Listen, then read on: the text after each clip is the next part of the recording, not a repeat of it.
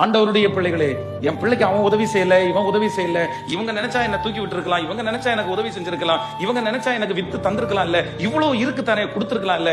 நான் நம்புறேன், ஒரு ஆண்டவருடைய பிள்ளை மட்டும் எப்பவுமே அப்படி நினைக்கவே கூடாது. நான் நம்புறேன், மனுஷன் உங்களை தூக்கி விட்டா சாகர வரைக்கும் நான் தான் தூக்கி விட்டேன், நான் தான் தூக்கி விட்டேன் அப்படின்னு சொல்லுவாங்க. சிலரை உங்க சொந்தக்காரங்க, உங்களை சுத்தி இருக்கிறவங்க அவ்வளவு இருந்தும் உங்களுக்கு ஹெல்ப் பண்ணாம உங்களை தூக்கி விடாதது தீமை இல்ல, அது நன்மைன்னு நினைங்க. ஏன் அப்படின்னா, கர்த்தர் மட்டும்தான் உங்களை தூக்கி விடணும்னு நினைக்கிறாரு.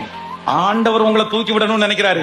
ஆண்டவர் உங்களை தூக்கி விட்டுட்டாருன்னு வச்சுங்களேன், ஆண்டவர் எங்கேயும் சொல்ல மாட்டாரு, நீங்க மட்டும்தான் சொல்லுவீங்க, கர்த்தர் என்ன தூக்கி விட்டாரு.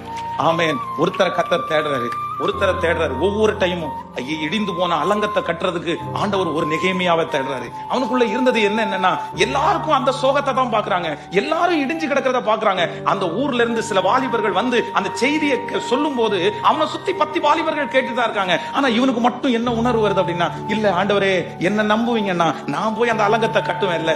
அந்த ஒரு உணர்வை வச்சு கர்த்தர் உடனே அவனை நம்பிட்டாரு.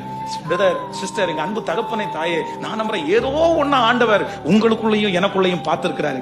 ஆண்டவர் சொல்றாரு, இன்னொருத்தன் வேணும்னு நீ நினைக்க வேண்டாம், நீங்க போதும், நீங்க போதும். இந்த சத்தத்தை கேட்டுட்டு இருக்கிற நீங்க போதும். கர்த்தர் ஒரே ஒருத்தரை வச்சு ராஜ்யத்தை அசைச்சார்ல, ஒரே ஒருத்தரை வச்சு லட்சங்களை கர்த்தர் நடத்தினார, ஒரு மோசையை வச்சு